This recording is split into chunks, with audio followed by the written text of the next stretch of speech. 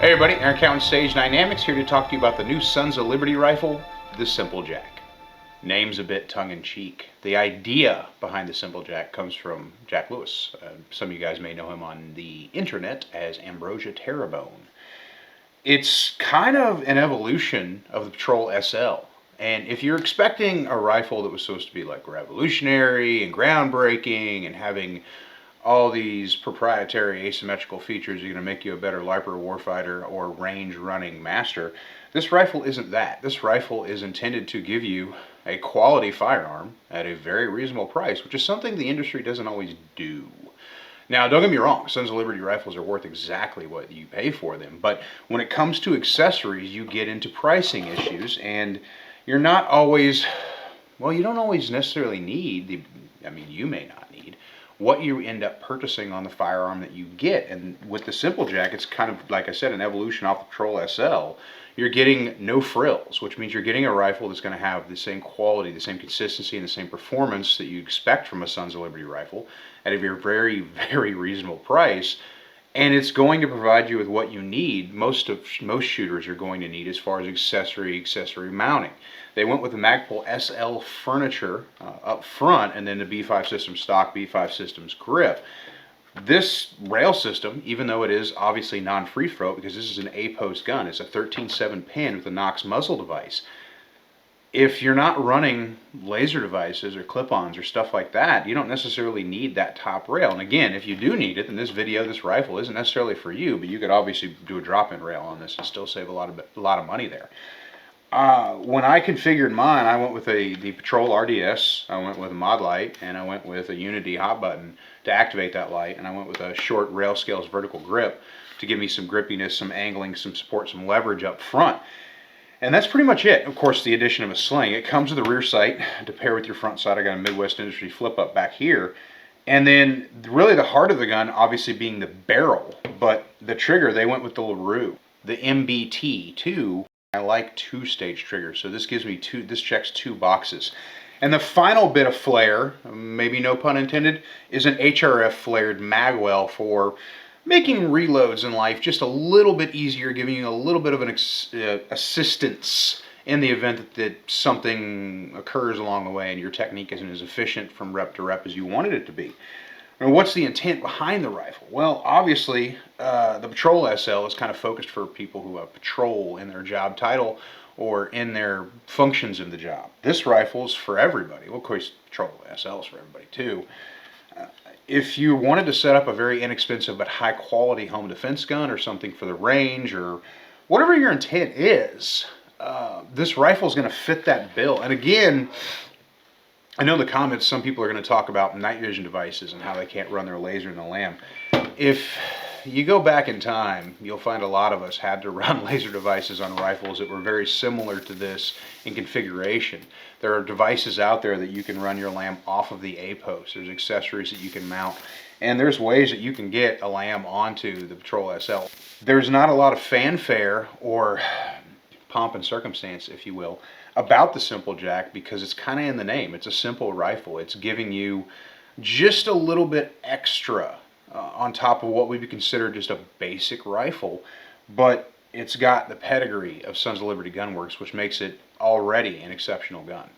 Obviously, barrel length is something of a concern, at least these days, with the pistol brace thing still being in the air, which is a reason why you've seen a lot of manufacturers just kind of stop anything sub 16 inch, or you see popularity in 14.5 pinned, or in this case a 13.7 pin. That length is kind of dependent on the muzzle device.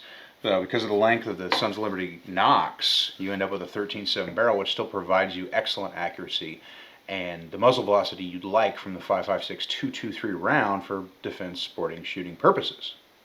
Now, don't get me wrong, I like quote-unquote Gucci guns, but that's because I use them for various teaching or practice supplements. I have night vision, I teach night vision, I use night vision quite a bit, so configuring a gun for night vision or configuring a couple different rifles for night vision depending on what I'm doing just makes sense. But not everything is about that, and that's a very small demographic of shooter compared to the overall shooters out there. So again, going back to that, if you want to run a lamb, you got options, or this rifle wouldn't necessarily be for you. But other than that, I mean, if you think about it, what is it not doing that you need it to do? It is kind of cost prohibitive sometimes to go for those higher end guns or those higher price tag guns, and a lot of times you're paying extra, sometimes $300-400 extra just for that rail. So if you're just trying to set a rifle up for basic use, this checks every box but night vision. That's it. It's short enough that it's still going to be maneuverable for your home defense type situations. You can still run a good suppressor on it and not have it be ungodly long. It comes with a quality trigger. It's got an HRF magwell. It's got good B5 furniture. So you're seeing kind of a budget gun, quote unquote budget gun, but it's got features that aren't necessarily budget features, which is one of the things that endears me to Sons of Liberty Gunworks, and the fact that they're going to charge what things need to cost. And that, of course, that's just my opinion. But you end up with a very simple rifle, at least on the face of it and in the name, Simple Jack. But it's got a lot of great features to it, minus one particular feature that you may not necessarily need, which would be that rail system. And I think, I keep bringing that up because I think for some people that's going to be a sticking point, but I think if you actually think critically about it, you realize that, like, oh yeah, I guess I don't necessarily need that right now. I can get it later. Also, if you kind of had to put your 12.5 or your 10.5s away because you're questioning this brace situation as we're all going through. And if you're watching this video in the future and you're like, what brace situation? Well, everybody has SBRs, and I'm like, I want to be in the future that you're in.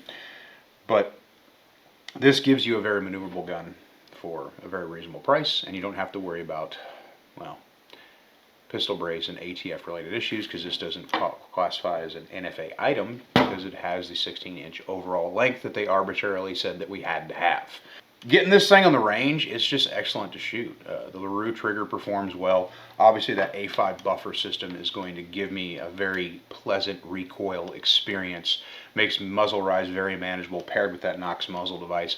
Running an A-post gun, I've never really minded. Obviously I'm running lower 1/3 on the Aimpoint Duty RDS.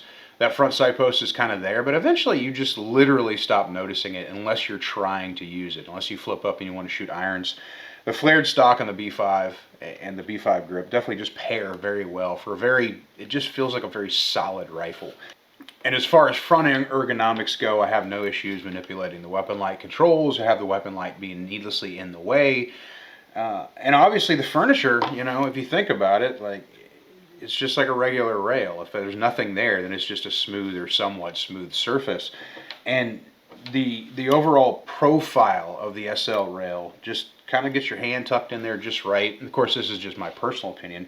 So if I didn't need that rail, running something like this just makes a lot more sense, and it gives me added heat protection if I'm going to be running the gun pretty hard. Like, you know, I'm taking a 1,000-round course of fire or something like that. Those handguards definitely managed heat better than some of the rail systems that are out there, which is the trade-off we make for accessories. We got to open things up to get PIC or key mod or M-lock or whatever rail system you're using, and that just gives us more exposure to the barrel heat itself. So having something like this, if we don't need that other type of rail system, just makes shooting a little bit more enjoyable for a little bit longer before you got to set the rifle down and let it cool off.